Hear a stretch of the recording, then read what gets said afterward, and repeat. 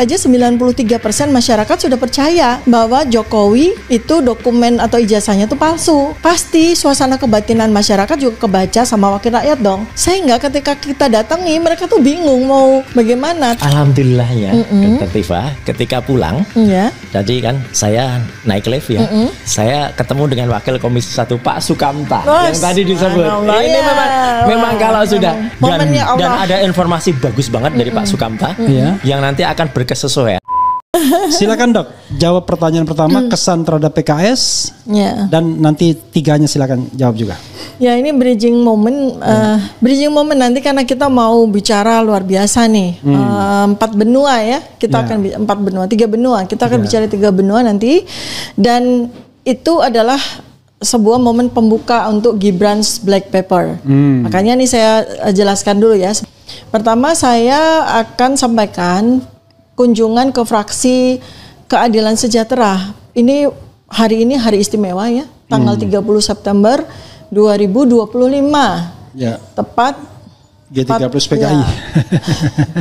Oh iya 2025 40 tahun dong. Kok 40 tahun? 50 tahun. 50 tahun. Kok 50 tahun? 60 tahun. Gimana matematika kita nih? Soalnya begitu saya kok 65, saya lahir tahun 70 aja udah 55 ya. 60 jadi, tahun yang lalu. Ya, tidak keberatan Dok yang di-spill ya. Saya sama Dr. Tifa ini usianya sama. Silakan. Enggak kan, beda 25 tahun. Beda 25 tahun. Secara biologi. Secara antropologis.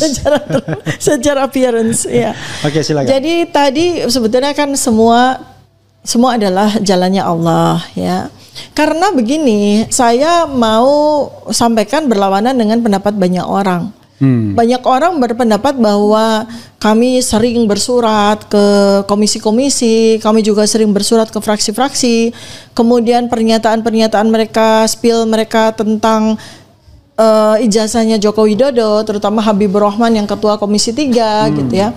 Seakan-akan mereka tuh nggak peduli, lalu kemudian kita juga dianggap kita cari-cari apa perhatian. Bukan. Sebenarnya kita itu menghadapi orang-orang yang ketakutan menemui kita. 575 orang. Mohon maaf ini saya mesti katakan seperti itu.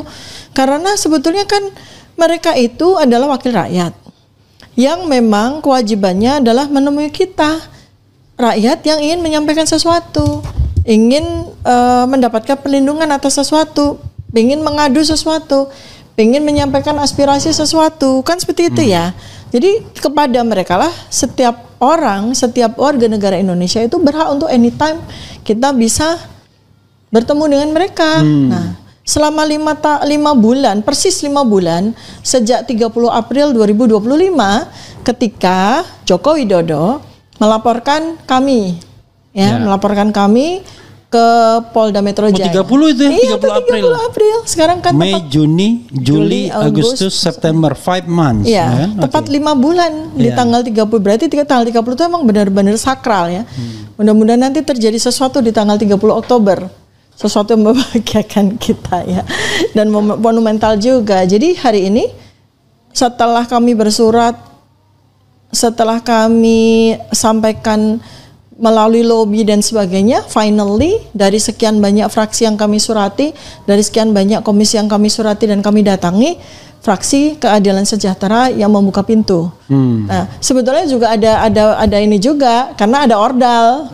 Kita punya ordal yaitu Pak Abdullah Al-Katiri, koordinator dari tim kuasa hukum kita, tim pembela penegak keadilan, itu kan adalah ketua Dewan Pakar untuk bagian hukum ya dari Partai Keadilan Sejahtera. Jadi fortunately ya Mas Roy sudah datang, sobat era sekalian, yang tadi kita perkirakan akan datang 50 menit kemudian. Jadi Mas Roy, enggak apa-apa ya, kita live dan ini live mengisi waktu. Mas Roy mau kami ngisi atau Dokter Tifa aja sendiri ya? Gak apa-apa nanti cerita. Oke, silakan. Apa ini sama? Baru aja. Kita mau cerita baru 7 menit. Langsung aja apa 7 menit? Iya, nggak apa-apa masuk. Ya. Jadi nggak apa-apa masuk ngambil kursi sendiri. Oh iya, ini kursi yang hitam. Nah, Mas Roy agak geser ke sini karena kebetulan kita memang statis kursinya. Karena kameranya juga kamera Ya, mic-nya belum. Oke, sambil menunggu waktu silakan Dr. Tifa lanjutkan. Ya, nanti sambil sama Pak Iksan dan Pak Kris, saya cerita tentang kunjungan tadi. Lalu kemudian kenapa ada Gibran's Black Paper yang sedang kita siapkan ya. Jadi tadi itu alhamdulillah, kalau saya berbeda pendapat Mas Roy terhadap kebanyakan orang, apalagi Termul yang mengatakan tuh nggak dianggap sama DPR udah berkali-kali. Nggak, saya melihat bahwa mereka itu ketakut menerima kita atau nggak siap untuk menerima kita kan. Kenapa? Karena situasi kebatinan saat ini tuh udah beda. Di masyarakat aja 93% masyarakat sudah percaya bahwa Jokowi itu dokumen atau ijazahnya itu palsu. Pasti suasana kebatinan masyarakat juga kebaca sama wakil rakyat dong. Sehingga ketika kita datangi mereka tuh bingung mau bagaimana. Tadi aja kita udah dikasih waktu mulai jam 10 sampai setengah 12. Nggak taunya kita baru mulai setengah 12, jadi praktis cuma 30 menit padahal mereka menyediakan waktu. Dan kita melihat ya mereka preparation untuk bertemu dengan kita itu mengikuti mereka mengikuti bola tadi kita lihat di pintu. Bolak-balik. Cuman bolak-balik di sini nggak galak kelihatannya. Agak ramah. Iya, ramah bolak-balik. Jadi intinya adalah bahwa kita alhamdulillah kita diberi kesempatan untuk menyampaikan aspirasi kita. Ya, kemudian kita juga update. Ya, kemudian kalau dari sisi hukum sudah disampaikan tadi oleh Pak Al-Katiri, bisa lihat di live. Oke. Ya, nanti nyambung ya setelah ada mic ya.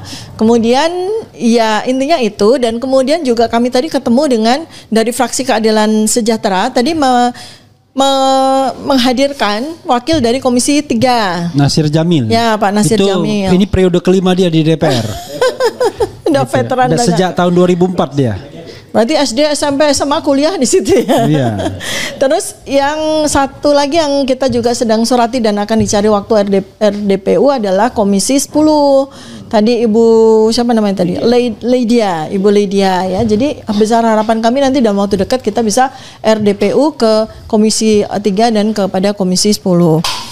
Nah, kalau dari sisi saya sekali lagi bahwa kami ini tidak sedang melakukan apapun yang dituduhkan oleh para Termul, yang dilaporkan oleh Joko Widodo. Kita ini tidak sedang membuat sebuah framing, kita memfitnah, mencemarkan nama baik, menghina-hina orang ataupun merendahkan orang, tuh tidak.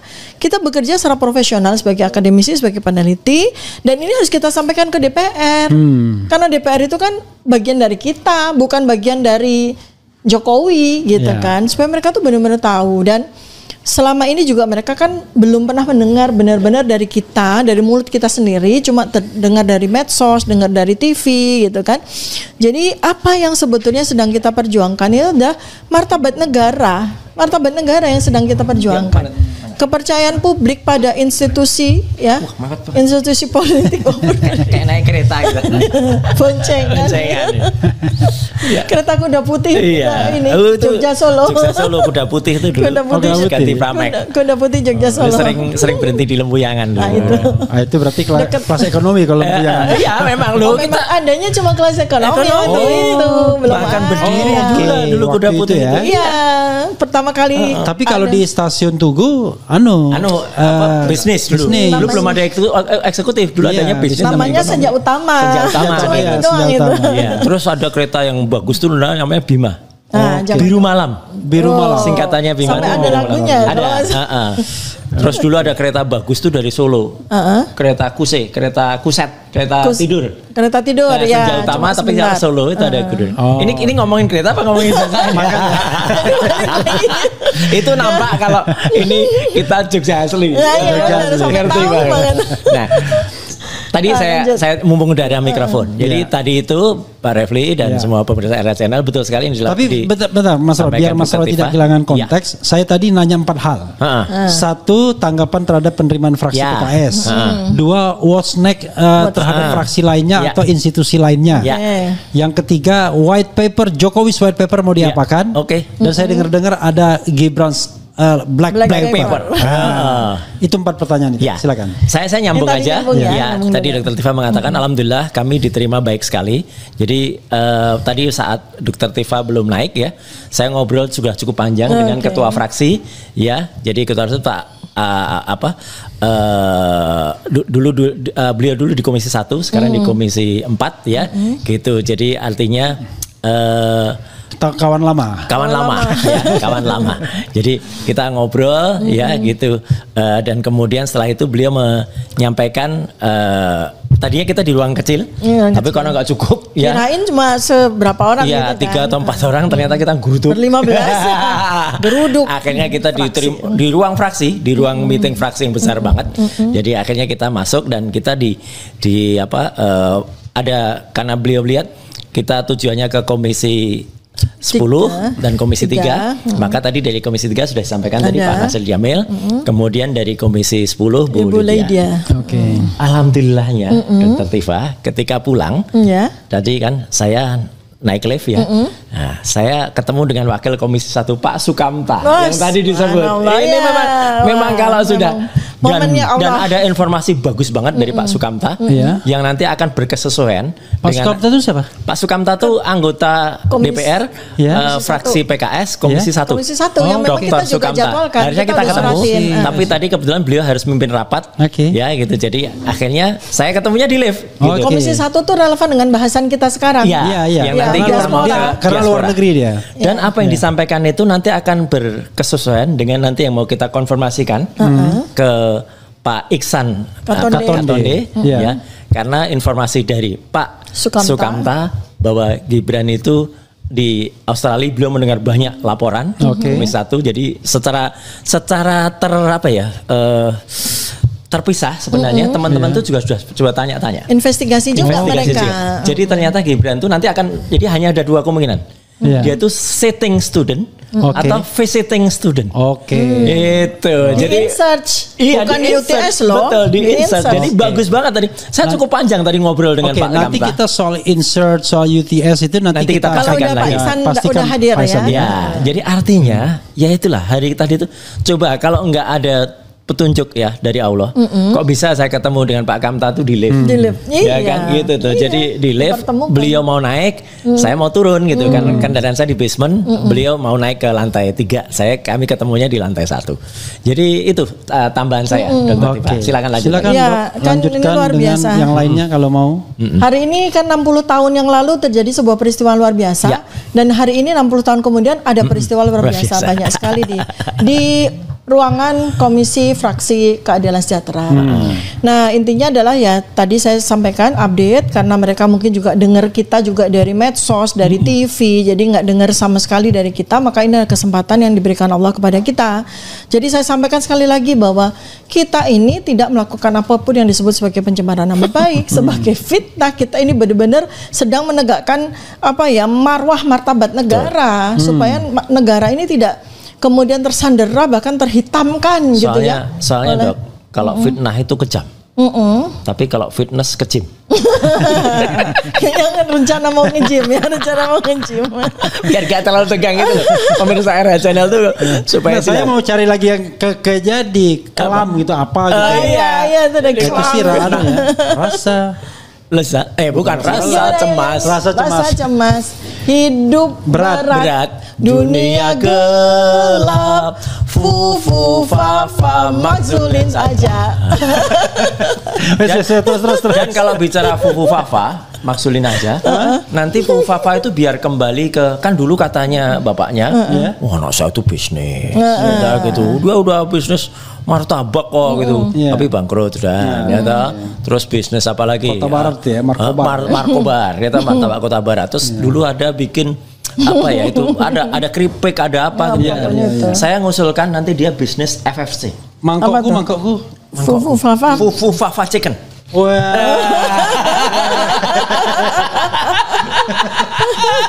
Enak jadi Mas Roy ya. Kok Refli Harun gak pernah dikasih itu sama orang? Lah aku juga cuma dikasih orang. Makanya ada yang ngasih Refli Harun, kemudian kita pamerkan di sini. Jadi ini gitu. Ini Fufu Fafa Chicken.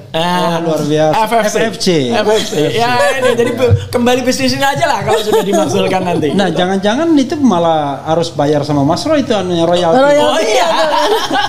Udah dipatenkan tuh. Atau merek itu didaftarkan. Iya didaftarkan. Dipatenkan. Fufu Fafa Chicken. Ya tadi terus. Ya intinya ya sebenarnya saya yakin sekali bahwa DPR itu bukan nggak bermaksud ingin nggak ketemu kita atau apa. Ketakutan tuh dalam arti saya juga tidak mau mengecilkan mereka ya dengan istilah ketakutan ya. Walaupun tadi kita lihat dari balik pintu tuh mereka bolak-balik sampai 1,5 jam. Akhirnya kita hanya punya waktu 30 menit. Tapi nggak apa-apa ya. Bagus. 30 menit yang sangat berharga dan karena kami juga mendapatkan sarapan dan itu saya yakin itu sebagian besar dari warga atau anggota 575 orang. 580 sekarang. Oh 580. Bisa nambah 1? Enggak, bukan. Memang tambah 5 terakhir. Oh, I see. Ya udah, berarti 580 ya. 580 anggota DPR itu sebenarnya juga sama dengan kita. Suasana kebatinannya itu sama. Dan mereka saya yakin udah nggak dalam mungkin kecuali ya anggota DPR dari PSI dan itu nggak ada. Oke, silakan. Just joke, sorry Pak PSI ya. Adi Armando sorry. Sorry Ahmad silakan. Ali. sorry. Nah, jadi ya saya langsung loncat kedua adalah bahwa kami tentu saja dengan optimisme pada hari ini ya Mas ya kita akan tambah bersurat lagi. Betul. 13 fraksi tentu saja akan kita surati dan saya yakin terutama fraksi ke-13 yang berhubungan dengan HAM ya. Itu saya yakin mereka ingin sekali bertemu dengan kita dan kita akan tindak lanjuti. 13 komisi maksudnya. 13 fraksi. 13 komisi ya. 13 komisi. Kalau fraksi hanya ada 8 fraksi ya, 8 fraksi. Kemudian 13 komisi saya yakin mereka tuh sebetulnya senang sekali ketemu dengan kita dan diskusi dengan kita. Betul. Gitu ya. Karena ini polisi saja ya Karo Wasidik waktu gelar perkara aja udah bilang ini tuh isu nasional dan saking takutnya mereka nggak ada satupun yang berani bicara kan kecuali Karo Wasidik. Jadi ini kan sesuatu yang secara batin mereka tuh udah tahu ya artinya batin mereka itu sama dengan kita. Dan tadi kita berterima kasih ya Pak Refli dan juga Dr. Tifa sebenarnya kayak Pak Nasir Jamil kemudian dia itu sebenarnya ngikutin juga kasus ini gitu. Jadi ketika kita cerita ketika cerita soal ini beliau ngikutin ini ketika kita cerita soal apa tune in langsung ya. Jadi mereka tuh benar-benar ngikutin kita dan kemudian finally ya batin mereka udah mengakui apa yang kita kerjakan itu benar gitu. Cuma kan ya memerlukan keberanian kan ya. Betul. Level dewa nih kalau dari wakil rakyat untuk menyatakan kita sepakat dengan RRT gitu ya. Walaupun batin mereka saya yakin tuh mereka sama. Mereka ingin sekali mengatakan kita sepakat loh dengan RRT. Kenapa? Ketika kita memberikan buku ini sebagai hadiah, mereka senang sekali ya. Senang sekali. Dan tadi selain hadiah, kita juga berikan ini bahan ya. Ini bahan dasar yang ini kemarin 4 pertanyaan terakhir nanti. Ini kemarin sempat dibahas oleh RH Channel ya di RH Channel oleh Dr. Refli dan juga Prof. Refli dan oleh Dr. Tifa soal bahan-bahannya Gibran yang nanti akan jadi bahan penelitian kita dan buku. Karena celotehannya beberapa jadi trending topic. Ya toh saya nggak lulus SD. Muka lu jelek. muka lu seperti tikus. Siapa itu? Ini cocok gitu loh dia. Jadi dia tuh yang jelas Fufu Fafa itu ngetop sekali kan. Jadi Fufu Fafa itu jadi jadi kata yang ngetop. Betul, kata yang ngetop karena fura-fura tidak tahu apa-apa. Jelas ya nih, itu. Nih, Fufu Fafa. Bentar lagi dia jual Fufu Fafa chicken. Jual ini nanti. Ya kemudian nanti tentu saja pada sisi telematika pasti Fufu Fafa akan dikuliti habis-habisan oleh Mas Roy ya. Dengan segala keisengan tapi sebenarnya sudah nggak iseng lagi sih kalau porno itu. Itu nanti otaknya akan diperiksa oleh Dr. Tifa. Saya yang memeriksa kelakuannya dia, jejak digitalnya dia kemana-mana saja termasuk ke situs-situs porno ada trot.com segala itu. Aduh pusing itu. Aduh kemana-mana. Kacau lah nanti mudah-mudahan ya Bang Rismon juga sempat untuk memang dia sekarang juga ongoing ya untuk melakukan digital forensik terhadap akunnya Fufu Fafa dan juga terkait dengan itu otentitas dari sesuatu yang diakui oleh Gibran sebagai ijazahnya. Karena itu benar-benar digital forensik tuh nanti ya. Kita itu jadi seperti itu nanti kurang lebih arsitektur dari Gibran's Black Paper. Jadi kita akan punya mungkin memang tidak setebal ini mungkin. Ya, mungkin kita nanti lihat ya dari why not kalau ada tambahan Refli Harun kan jadi banyak banget. Mungkin Mas Refli mau tambah 200 halaman. Soal anunya putusan 90 yang katanya tanpa melalui rapat itu. Itu. Mungkin bahkan putusan itu sebenarnya sudah dicabut permohonannya. Tapi aktif hakim mempertanyakan. Dan itu kan hari Minggu, Mas. Iya, itu makanya. Jadi banyak banget loh itu. Satu gitu. Kalau itu benar ya tambah lagi nih sudah dia masukkan hari Minggu. Terus setelah putus MK, itu kan harusnya nggak bisa jalan tanpa perubahan dari PKPU. Perubahan aturan KPU. Aturan KPU itu nggak bisa. Tapi unfortunately klaim itu tidak dimenangkan oleh MK sendiri karena jeruk makan jeruk kan. Iya. Tetapi yang jadi masalah adalah soal fufu fafa ini nggak muncul. Soal ijazah ini nggak muncul pada saat sengketa hasil pemilu itu kemarin. Sayangnya dulu memang belum muncul. Padahal kalau itu telak banget kan. Tapi belum tentu juga, Mas. Kalau waktu itu muncul, siapa tahu ada cara-cara untuk apapun kan pokoknya mereka harus menang kan waktu itu. Ya, tapi paling tidak agak telak itu kan. Pembuktiannya jauh lebih gampang. Tapi sebenarnya kalau pendidikan ini, Mas, itu memang benar-benar ya. Jadi silakan dikit aja Mas, dikit sebelum nanti yang closing juga Dr. Tifa karena tadi yang opening beliau.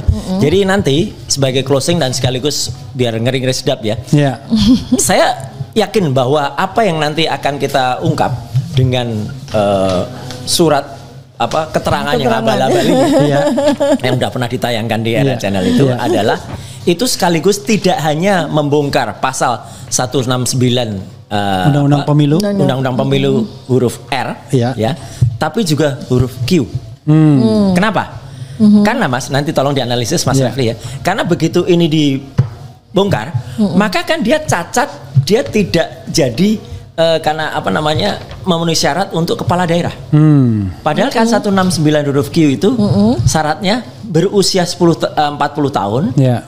Itu 40 tahunnya dibatalkan dan pernah memimpin kepala daerah. Nah kalau dia ini cacat kan ini adalah waktu ditandatangani oleh Pak Sutantoni ketika menjadi kepala daerah kan berarti kepala daerahnya failed. Itu another story itu ya. Another story kan. Dan another story lainnya Pak Tanto ini sekarang lagi dipanggil ini untuk kasus Chromebook. Mantul. Itu jadi closing statementnya. Sementara kita ongoing juga dengan ini, jadi akan lebih banyak lagi dan nanti setelah maghrib, insya Allah kita akan lebih dahsyat lagi dengan dari Australia. Silakan. Ya sekali lagi adalah bahwa saya kemudian Mas Roy, Bang Rismon, nanti kemudian ternyata ada juga hasil penelitian dari Abang Refli. Ini kita ini sebenarnya kan bukan sedang mengulik atau sedang mau mencemarkan nama baik, fitnah seseorang, tidak. Kita ini sedang menegakkan membaikkan nama cemar.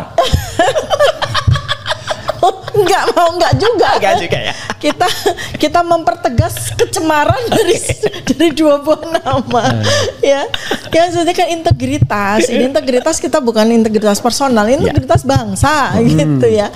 Jadi ya kita berseru dan kita juga mengajak seluruh rakyat berseru. Kalau memang ijazah asli ya kita bilang asli, kita akan sampaikan simpulan asli. Tapi kalau kita mendapat simpulan dari scientific base bahwa palsu ya kita bilang palsu. Kita nggak bakalan akan menutupi kepalsuan itu karena scientific itu bebas nilai. Tapi ada kemungkinan Dr. Tifa salah semua dua-duanya. Kalau ijazahnya asli bilang asli, kalau palsu bilang palsu. Itu kalau ada ijazahnya, kalau nggak ada sama sekali. Gimana mau?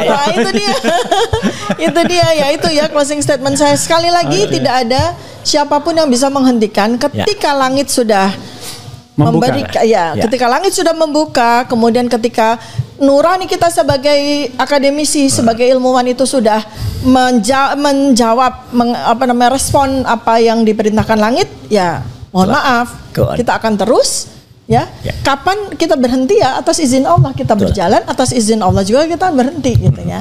Baik, itu closing statement saya untuk episode pembukaannya. Oke, ya saudara sekalian, jangan kemana-mana ya. Setelah sholat maghrib, nanti kita Mas Roy tetap di sini, Dokter Tifa di sini, kemudian nanti ada Mas Kris Komari dan ada bintang tamu kita, guest star kita Ihsan Katonde yang akan menceritakan lebih lanjut dan kemudian ada Sekjen Pak Agus FDI ya, Forum Diaspora Indonesia yang sudah datang duluan, yang awet muda orangnya pokoknya. Wassalamualaikum warahmatullahi wabarakatuh. Waalaikumsalam. Assalamualaikum warahmatullahi wabarakatuh. Ya, sore hari ini kita berangkat dengan dugaan yang sangat positif. Kita berangkat dengan husnuzon, ya, bahwa sesuai dengan janji kita akan diterima oleh Bapak Wakil Menteri yang sudah berjanji sejak kemarin, yaitu Bapak Profesor Alif Latiful Dayat, ya. Tapi apa yang terjadi, ya, sampai di dalam kami mendapatkan keterangan dari Bapak Pak Ses Mendikmenjur, ya, Pak Dr. Eko Sulistyo dan Pak Anang dari Ketua PPID, bahwa Pak Wamen ingkar janji. Ya, Wamen tiba-tiba menyatakan ada acara di DPR, ya, dan kami sempat akan langsung keluar lagi karena apa?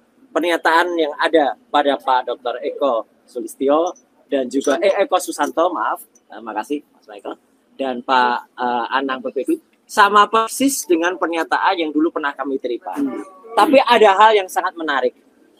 Jadi nanti akan didetailkan oleh Pak Rismon. Tapi Pak Eko meralat pernyataannya yang terdahulu bahwa waktu itu ada Michael juga ya waktu itu. Katanya Gibran itu ada 2 raport, yaitu raport kelas 10 dan kelas 11 dari pendidikannya di Orchard Park Secondary School. Itu artinya dia kelas 1 dan kelas 2 SMA. Kalau kelas 10 dan kelas 11 sesuai dengan data ini. Tadi diralat. Setelah dia mungkin juga mendengar, dia tahu bahwa faktanya dibuka juga oleh Profesor Zulfikar di Singapura bahwa Orchard Park Secondary School itu hanya SMP plus 1 tahun. Jadi Gibran itu pindah ke Singapura itu SMP plus 1 tahun. Ya. Jadi dia hanya dapat kelas 1 SMA. Katanya ada sertifikat O level katanya. Jadi sertifikat O level itu sertifikat SMP plus 1 tahun. Faktanya, terus terang teman-teman semua, nggak usah kecewa, ya, sama kekecewaannya dengan saya di dalam, tidak ada satupun berkas yang ditunjukkan tadi di dalam. Dan kami sudah minta berkas itu, tapi mungkin harus kita minta dengan Pak Jahmada tadi, kita harus minta dengan kita hadirkan di persidangan. Jadi di PT-UN, ya, atau nanti melalui Pak Subhan, itu juga ya Pak Subhan yang sedang berjuang juga untuk menggugat Gibran. Dan yang paling menarik adalah konon tadi Pak Eko Sutanto mengatakan Gibran itu meneruskan di UTS Inses ini untuk kelas 11, kelas 12-nya. 2 tahun. Faktanya dia tercatat di Kemendikbud ini itu juga hanya setahun di situ. Jadi itu pun sudah nggak cocok. Lebih faktanya lagi dari Pak yang ada di Sydney, ya, mengatakan Pak Ihsan Katonde, Pak Ihsan mendengarkan kabar juga langsung ketika dia ngantar Gibran itu tidak selesai ada di UTS. Saya akan maksimalkan lagi nanti ketika saya ada di Sydney, ya gitu. Saya akan tanya langsung baik ke UTS, ke Pak Ihsan, maupun dengan teman-teman Forum Diaspora Indonesia yang ada di sana. Ya, nanti moga-moga ada orang, mungkin Bang Respon mau ke Singapura ya, gitu. Untuk ngecek kalau ke MPSM misalnya. Kembali. Yang jelas begini. Yang jelas hari ini kita semakin yakin, semakin pasti bahwa Gibran tidak lulus SMA dan sertifikat ini layak untuk kemudian dipertanyakan dan digugat, ya. Karena ini adalah tidak benar atau bisa dikatakan sertifikat ini tidak mengalami pengkajian dengan benar. Itu clear banget. Bang Rismon, silakan, monggo. Oke, pemirsa dan rakyat semua yang yang menginginkan pemimpin yang jujur, pemimpin yang benar-benar lulus SMA minimal, ya. Seluruh rakyat Indonesia dari Sabang sampai Merauke. Oke, kami sangat kecewa, ya. Pejabat publik setingkat Wamen Dikdasmen berjanji kemarin kepada kita pukul 3 sore. Ya, dia yang berjanji, dia yang mengingkari. Itu sebuah kebiasaan di Republik ini, ya.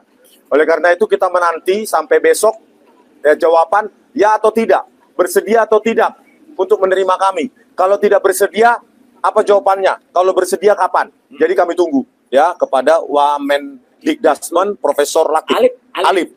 Ya, itu Alif satu. Ya. Poin yang kedua, ya, Dr. Eko Sulistyo pada pertemuan kami terakhir mengatakan bahwa Gibran mengambil 2 tahun di Orchid Park Secondary School yang disetarakan menjadi kelas 10 dan kelas 11. Dan hari ini dulu ya, terakhir kami bertemu 2 minggu yang lalu, dan sekarang dikoreksi menjadi kelas 9 dan kelas 10 alias kelas 1 SMA. Ya, setara dengan kelas 1 SMA. Artinya, ya, pemahaman mereka kelas 2 dan kelas 3 SMA itu diambil di UTS Insights kursus. Bisa. Di dalam web arsip, ya, silabus UTS Insights tahun 2006, ya, yang dikatakan Gibran menempuh kursus di sana, itu hanya ada 2 kurs, yaitu English course atau diploma. Dan Gibran katanya di sana menempuh diploma. Diploma itu D1, D2, D3. Bagaimana mungkin Ditjen Dikdasmen saat itu menyetarakan itu menjadi kelas 11 dan kelas 12. Kelas 2, kelas 3 SMA. Itu kesimpulan mereka. Kelas 1 SMA-nya di Orchid Park Secondary School, kelas 2, kelas 3 SMA-nya di UTS Insights mengambil program diploma bisnis. Halo, rakyat Indonesia, kalian dengarkan?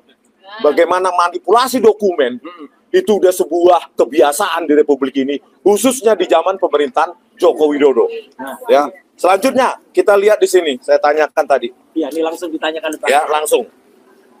Ya, persyaratan mereka yang mereka gunakan itu ada di sini. Penyetaran ijazah, panduan penggunaan layanan penyetaran ijazah, Sekretariat Ditjen Pendidikan Dasar dan Menengah Kemendikbud saat itu. Ya, pada halaman 11 saya tanyakan tadi. Ya, huruf F ijazah atau diploma, ya, yang menjadi syarat untuk disetarakan itu tidak ada. Saya bilang, yang huruf F. Apa yang disetarakan? Ijazah, diploma, UTS Insights itu. Padahal dia mau menyetarakan SMK. Yang dipakai ijazah diploma. Satu itu. Ya, 2 rapor. Rapor 3 tahun. Yang kedua, rapor 3 tahun terakhir. Kacau. Rapor. Di sini udah dijelaskan, J. Rapor 3 tahun terakhir. Yang dimiliki berarti rapor kelas 1 SMA. Orchid Park Secondary School.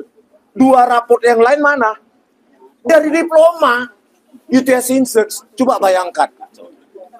Rapor kelas 1 SMA di Orchid Park Secondary School, 2 rapor lainnya dari UTS Insights berupa program diploma. Itulah yang menyebabkan lahirnya surat keterangan SMK grade 12. Harusnya kan di sini, kalau kelas 10 adalah penyetaraan dari Orchid Park Secondary School, harusnya di sini telah menyelesaikan kelas 11 atau grade 11 dan grade 12 dong. Bukan grade 12 saja. Grade 11-nya di mana? Ya. Karena di Orchid Park Secondary School cuma kelas 10. Hanya kelas 1 SMA. Kelas 11-12-nya diploma. UTS Insights pengakuannya. Terus ini kenapa hanya grade 12? Harusnya kan grade 11 dan grade 12. Inilah pemirsa, ya. Oleh karena itu besok, ya, kita menunggu jawaban dari Wamendikdasmen kepada Pak Roy Suryo, nomor HP-nya juga ada, dan kuasa hukum kami, Pak Jahmada Girsang, untuk kami tunggu. Jawabannya gampang sebenarnya. Yes or no? No, yes. Nggak apa-apa. No, nggak mau jumpa juga nggak apa-apa. Gitu loh. Itu hakmu, mumpung belum diciduk KPK mungkin ya kan. Nah, yang kalau yes, kapan? Yes, kapan? Kalau Anda takut, ya berarti Anda salah. Kalau benar, kita seminar ilmiahkan saja ini. Ya, oleh karena itu saya tadi memberikan masukan kepada para tim hukum. Ada Bu Kurnia juga di dalam. Ya, ada Bu Kurnia juga membuka diri. Kalau begini, tipikal pejabat kita, kayaknya selalu kita berakhir di PT UN dan nanti di NO-kan. Kekuatan dinasti Jokowi. NO. Begitulah nasib kita. Siklus terus berulang.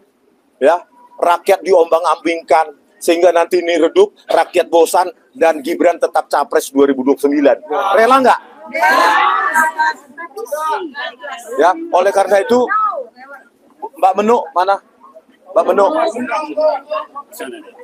Mbak Benu dan semua segenap tim relawan, kalau besok kita tidak mendapatkan jawaban untuk bisa bertemu dengan Wamen Dikdasmen, maka silakan para relawan, seluruh elemen relawan, kita arrange untuk mengeksekusi hak kita, berdemonstrasi secara tidak anarkis. Kayaknya mereka hanya paham bahasa keramaian. Ya, kalau bahasa formal begini mereka tinggal menghindar. Silakan di-arrange para purnawirawan jenderal dan lain seluruh elemen masyarakat. Tunggu. Ya, kita akan datang secara pakai suara toa mungkin, karena kalau cuma begini mereka nggak dengar. Ya, oke, sampai di situ pemirsa ya semua, kita tunggu besok. Tunggu besok jawabannya apa. Ya, tetapi itulah ya saya simpulkan. Satu SMA di Orchid Park Secondary School, kelas 11 dan kelas 12 diambil Gibran program diploma UKS Insert. Masuk akal nggak? Ya. Itu aja jawabannya. Sebelum Pak Jamada, mungkin Pak Subhan ada masukan nggak? Oke, Pak Subhan. Apa? Ya. Oh ya, oke. Habis ini ya, Pak Subhan. Ya, habis aja Al-Fatihah dulu ya.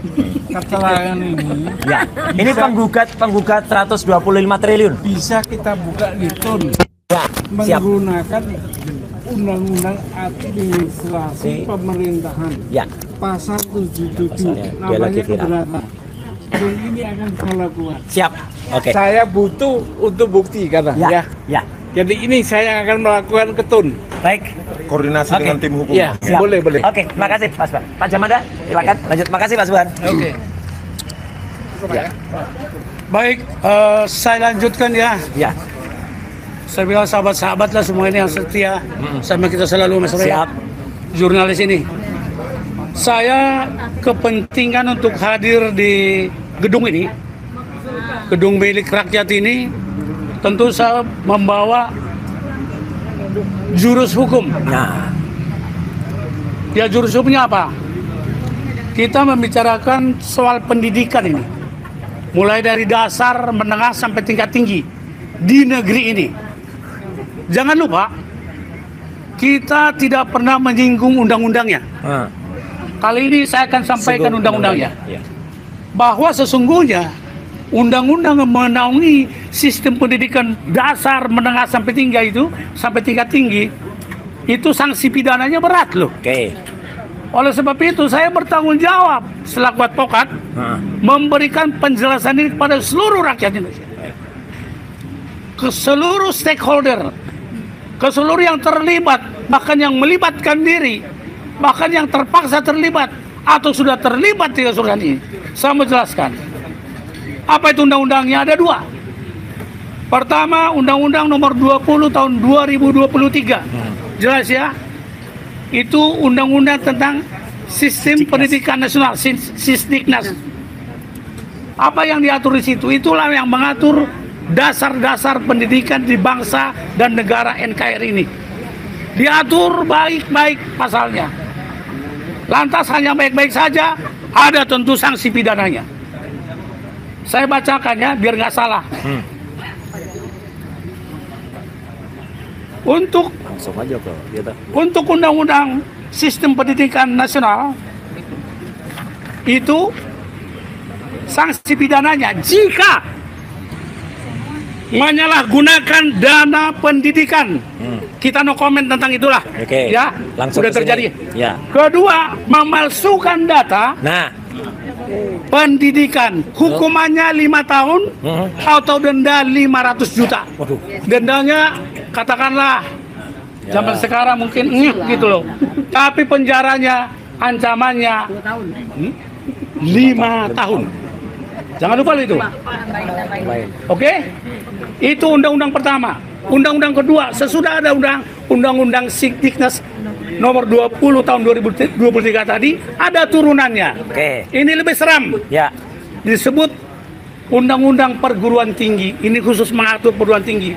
Jadi yang kita bicarakan ini kan menyangkut dasar, menengah, dan tinggi. Ya. Begitu Mas Roy? Ya. Yang kita bincangkan ini khusus pendidikan tinggi.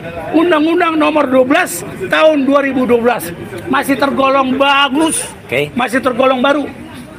Oke, di situ yang mengatur khususnya Tridharma Perguruan Tinggi. Hati-hati. Waktu Rektor UGM memberikan pidato ada counter dengan Tridharma Perguruan Tinggi. Tapi sepertinya berjalan terus. Saya ingatkan sekali lagi.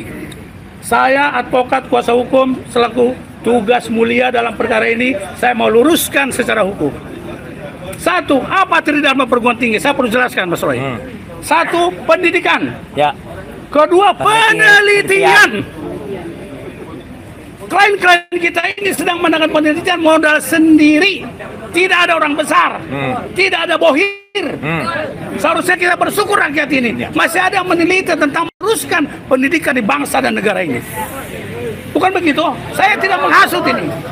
Kalau didiamkan semua lama-lama, SD pun bisa jadi presiden nanti saudara. Apa kita setuju? Anak saya nggak setuju. Anak-anak setuju? Tidak mau. Harus benar-benar legitimate ijazahnya.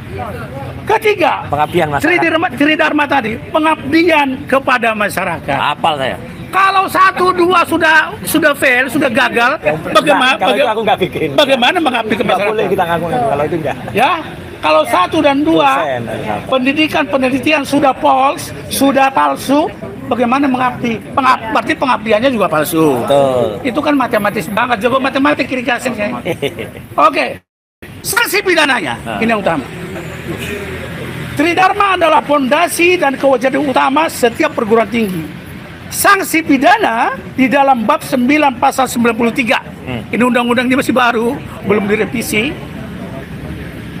Menyelenggarakan pendidikan tinggi tanpa izin. Itu banyaklah urusan di bangsa ini. Itu kampus tertutup itu. Menyelenggarakan pendidikan tinggi tanpa izin. Kedua, mengeluarkan ijazah tanpa izin. Dua-duanya undang-undang ini fokusnya ke situ. Oleh sebab itu saya katakan, saya selaku advokat menyampaikan ini bukan dengan suara yang mempengaruhi. Saya sampaikan tugas saya juga menyadarkan rakyat siapapun secara hukum. Itu tugas kami, opposium nobile. Terus jika melanggar pasal-pasal yang ada di undang-undang itu, pasal 28, 42, 43, 44, 60 dan 90, pidana penjaranya seram banget, 10 tahun. Dendanya 1 miliar. Oleh sebab itu, sahabat-sahabatku, Mas Roy dan Mas Rismon saya panggil hari ini. Karena suasana Jogja soalnya. Dan Mbak Kurnia di belakang dan yang lain. Dan Pak Suban. Pak Suban, salam Pak Suban, berjuang terus ya. Saya sampaikan bahwa beberapa kali klien kami ini baik Mas Roy, Mas Suryo, Mas Roy dan Mas Rismon. Nggak harus ada lucunya biar nggak tegang. Mas ada lucunya harus ada Samsul dong. Berkali-kali bolak-balik ke instansi pemerintah resmi. Saya selaku warga negara juga advokat merasa kecewa terhadap pejabat-pejabat ini. Kan mereka juga rakyat toh. Betul. Mereka juga dibiayai oleh rakyat toh. Concernnya, tanggung jawabnya di mana? Perlu saudara ketahui. Tadi saya memaksa masuk ke gedung ini. Betul, nggak apa-apa. Karena mereka di dalam, saya masih di luar. Karena saya terlambat sebentar. Dengan membahasakan bahwa advokat itu tidak boleh dilarang. Opposium nobile akhirnya saya bisa masuk. Alhamdulillah. Kalaupun barter dengan Mbak Ulan. Barter seperti barter barang apa gitu, keluar satu masuk satu, tapi nggak apa-apa. Sepenting saya udah sampaikan 2 undang-undang ini kepada pejabat-pejabat yang kami temui di dalam. Dan selanjutnya saya bilang maaf karena saya datang secara hukum, Bapak jawab secara hukum. Bukan begitu Mas Roy? Siap. Izin Pak, boleh nanya? Sebentar, jangan, masih panjang ini. Ya, kapok kawan. Jangan ganggu dulu. Mau nanya dulu nih. Oke, jadi saya tegar urgensinya adalah hari ini kami bergerak lebih serius daripada sebelumnya. Iya. Hari ini saya harus tampil menyampaikan 2 undang-undang tentang pendidikan dasar, menengah sampai pendidikan tinggi. Jika ada pelanggaran di bidang itu, sanksi hukumnya pidana 5 tahun dan 10 tahun. Sekarang siapa yang mau masuk penjara? Apakah Mas Roy dan Bang Rismon? Nggak mungkin. Mereka peneliti kok. Yang salah pasti dari sana. Saya katakan, maaf kata yang salah pasti dari sana. Dadernya bahasa Belandanya. Oleh sebab itu, marilah bapak-bapak sekalian, pemimpin bangsa ini. Saya kalau pidato tidak perlu sebut nama. Nah, tadi juga nyebut. Yang lain. Oleh sebab itu, pemimpin kita khususnya di bidang pendidikan ya Kementerian Pendidikan lah yang juga prihatin kita sekarang ini, jangan menambah keprihatinan lagi. Perbaiki yang ada. Mas Roy dan Mas Rismon ini datang baik-baik. Siap. Sampai tidak makan siang tadi katanya. Iya. Oke, habis ini kita makan siang ya. Tapi sudah sore. Bagaimana ceritanya? Jadi kembali saya ingatkan sekali lagi bahwa yang diurus oleh Mas Roy dan Rismon dan kita semua dan Mbak Kurnia dan kami kuasa hukum ada Bang Samsur di sini, Mbak Menuada dari ARM, Mbak Menu terima kasih dan Pak Suban senior saya yang berjuang Jakarta Pusat, tetap berjuang Pak Suban, kita dukung dan jurnalis sekalian. Bahwa hal ini adalah penting sekali, ada hukuman pidananya. Betul. Jangan dianggap ini perkara perdata. Pidana ini. Bukan perkara kepailitan ini. Saya jelaskan di satu podcast. Ini bukan perkara kepailitan, ini perkara pidana. Siap menunggu di penjara. Jadi hati-hati kita semua. Saya pikir itu penjelasan dari saya cukup jelas ya. Tidak perlu panjang-panjang, yang penting ada poinnya. Ada pertanyaan nih Pak. Ayo. Nah, jadi yang Bapak maksud memalsukan data itu apakah masuk dengan memberikan data ke KPU untuk pencalonan? Termasuk itu dari lingkarannya. Ini vicious circle pidana namanya. Kalau berbuat di lingkar pertama melanjut ke lingkar pertama namanya vicious circle kriminal. Dan kalau 5 tahun berarti bisa ditahan langsung oleh kepolisian? Tergantung penyidikannya. Termasuk data ini ya. Ini data di sekretariat negara. Di sekretariat negara, Gibran itu datanya dari Orchard Park Secondary School. Dia langsung ke MDIS dulu. Baru ke UTS. Berarti kan sudah bertabrakan dengan dana di Kementerian Pendidikan Dasar Menengah. Artinya dari sini sudah pasti ada yang salah. Ya, ini Kementerian Sekretariat Negara loh. Kementerian Negara dia kok bisa salah. Jadi ini makanya negara kita